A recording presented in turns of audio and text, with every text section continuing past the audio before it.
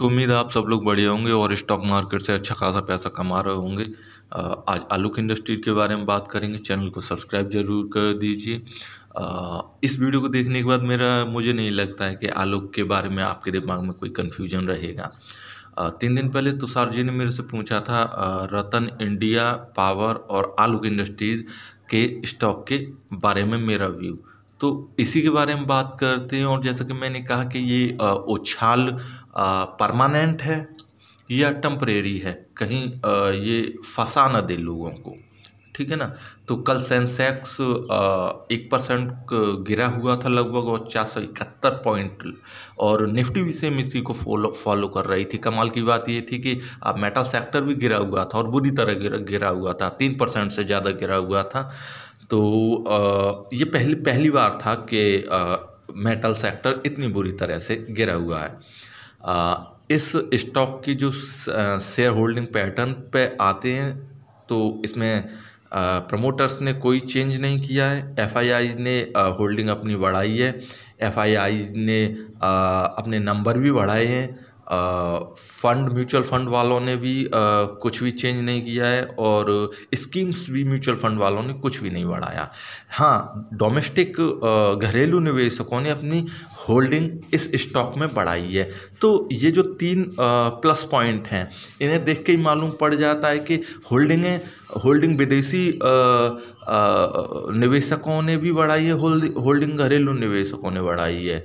तो सीधा साधा इसका मतलब है कि स्टॉक में उछाल तो आएगा ही आएगा, ठीक है ना। तो लेकिन विदेशी लोगों पे, विदेशी निवेशकों में विश्वास नहीं कर सकते, क्योंकि उनका तो 1,000 करोड़ रुपया 1,500 करोड़ रुपया रोज़ निकालते हैं, रोज़ डालते हैं।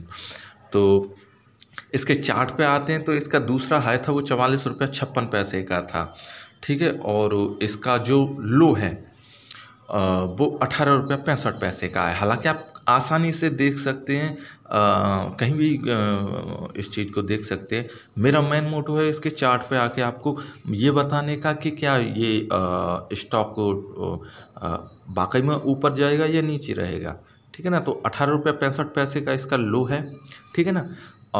अब इस 18 रुपया 65 पैसे के लो को आप अपने दिमाग में ज़रूर रखिए। 26 रुपया 76 पैसे का इसका तीसरा हाई है, ठीक है ना। और इसका जो लो था, पहला लो था, वो 24 रुपया 95 पैसे का था। 29 सितंबर 2020 को इसने जो 18 रुपया का लो था वो बनाया था। फिर उसके बाद इसने लो बनाया, सेम लो बनाया, जब जो भी बनाया मैं आपको बताता जाऊंगा, ठीक है ना। ये स्टॉक नीचे से ऊपर उठा, ऊपर से नीचे गिरा, और फिर उसके बाद नीचे गिर के एक कीमत पे रेंग रहा है। अब ये दोनों पॉइंट 18 रुपया 65 पैसा जो भी था, यहाँ पे इस स्टॉक ने लो बनाया ये 29 सितंबर को, और फिर अभी 2 दिन पहले 18 रुपया का।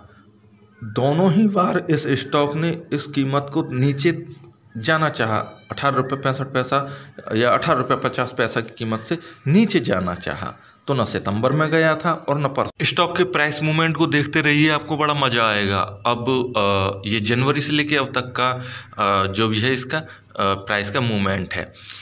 जनवरी में इसने 24 रुपया 55 पैसा से 2 बार कोशिश की कि इस कीमत को क्रॉस करे, लेकिन नहीं किया। उसके बाद ये नीचे गिर पड़ा। जो भी कीमत है वो मैं आपको बताऊंगा। 19 रुपया 65 पैसा की कीमत को तक आया। अब यहाँ से फिर इसने कोशिश की ऊपर उठने की, लेकिन नहीं उठ पाया। एक कीमत तक उठा, फिर वहाँ से नीचे ही गिरता रहा परसों तक, 18 रुपया तक। जो सितंबर में इसका लो था उसे टच किया। अब टच करने के बाद फिर ये उठ गया, ठीक है ना। जब इसके 1 साल का चार्ट देखते हैं तो वो रेंग रहा है वाली सीरीज जो आपने देखी थी। ऊपर उठ के ये नीचे गिरा और नीचे से फिर धीमे धीमे ऊपर उठने की कोशिश कर रहा है, ठीक है ना। तो स्टॉक को जब किसी कीमत पर रेंग रहा होता है, ये जैसे कि आप देख पा रहे होंगे 18 रुपये 85 पैसे पर रेंग रहा है। तो स्टॉक जब किसी कीमत पर रेंग रहा होता है, मैंने पहले भी कई बार बताया है, तो वो सडनली ऊपर उठता है या नीचे जाता है। इसने भी वही किया है, सेम अपना एक हाई बनाया है और फिर जिस तरह से कल मार्केट में गिरावट थी, हो सकता है कि उसकी वजह से स्टॉक नीचे गिरा है, लेकिन नीचे गिरने के बाद ये ऊपर उठाया और ऊपर उठने के बाद एक कीमत पे 20 रुपये 15 पैसे पे इसने क्लोजिंग दे दी। हाई इसने जो 20 रुपया बनाया है वो 20 रुपया 80 पैसे का बनाया है। तो कुल मिला के समझ में ये आता है कि 18 रुपया 85 पैसे का जो सितंबर वाला लो था और अभी वाला लो है, हाल फिलहाल वाला लो है, इसे ये टच करके अब ऊपर जाने की कोशिश कर रहा है।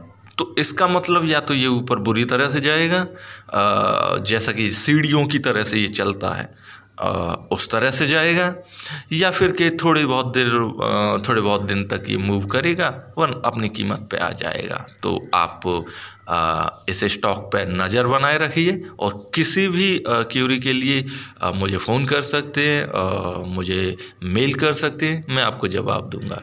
ठीक है, थैंक यू।